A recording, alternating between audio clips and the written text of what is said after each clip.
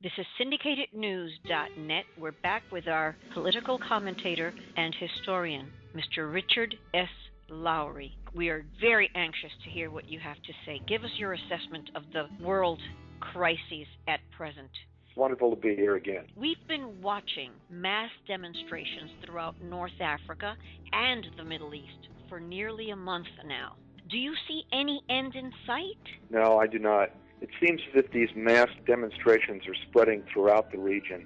Hopefully they will lead to some reform, but the outcome is still not clear. The region could just as easily spiral into anarchy and chaos. Now, won't this lead to more democratic freedoms in these nations? While the Constitution of the United States protects our right to assemble, mass demonstrations do not necessarily lead to democratic stability. Usually, the demonstrators are a small minority using a squeaky wheel mentality to try to get their way. True democratic reforms are born in the ballot box with free and fair elections. And I don't see any indication that we will be seeing free and fair elections in any of these nations in the near future. Mass demonstrations, for the most part, only lead to turmoil. Richard, and tell us what your opinion is on that Lara Logan fiasco. Well, that's an excellent example of what happens when you have anarchy in the streets. Last week, the CBS News reporter Lara Logan was reporting on the celebrations in Tahrir Square when she was brutally attacked, beaten, and sexually assaulted. Just a good indication of how these demonstrations can go terribly wrong. Can you give us any insight on how this situation might pan out? I don't think anyone really knows. It's interesting to note that these spontaneous demonstrations are breaking out in friendly nations and nations that have governments that are sworn enemies of the United States. Each one of these groups of demonstrators seem to have a different agenda. We're seeing unrest in Tunisia, Libya, Egypt, Bahrain, Yemen, Iran, and Iraq.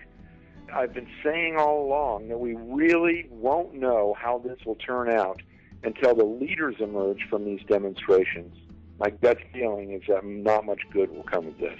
Well, I can't thank you enough for giving us your assessment of the world and politics in general, because this is a very strongly watched story that everyone is following. Your opinion matters a great deal to us and to Blog Talk Radio in general. Well, thank you very much. We will look back on these turbulent days and see that there was a dramatic change in the course of history in the Middle East and North Africa. What is transpiring right now is very, very important to all of the world. These events, I'm sure, will influence your upcoming books. Oh, absolutely. My next book is actually going to be a novel because there's so many stories that I was unable to tell from the special operations community. They like anonymity. So I'm going to be telling many stories from Afghanistan and Iraq under the guise of historical fiction in my upcoming book. Well, I thank you again for being part of syndicatednews.net and bringing us your perspective and assessment of the political situation worldwide. Richard, I understand tomorrow you're going to be appearing before the Blue Star Mothers of Central Florida. Could you tell us the time and the location? Yes, they have a meeting once a quarter, and this is their quarterly meeting. And it's going to be at the Spring of Life United Methodist Church at 11101 Moss Park Road in Orlando. It's exit 23 from the 417 on Moss Park Road. And I will be speaking at noon. Thank you, Richard. Thank you so much. We want to make sure that people know where to go if they want to see you live. Great, thank you. And don't forget, if you want an autographed copy of Richard S. Lowry books, 2011 nominee for the Pulitzer Prize in the category of history, you can get that at his website. That's richardslowry.com. That's correct. Or to make it easier, it's newdawnbook.com as well. It takes you to the same spot.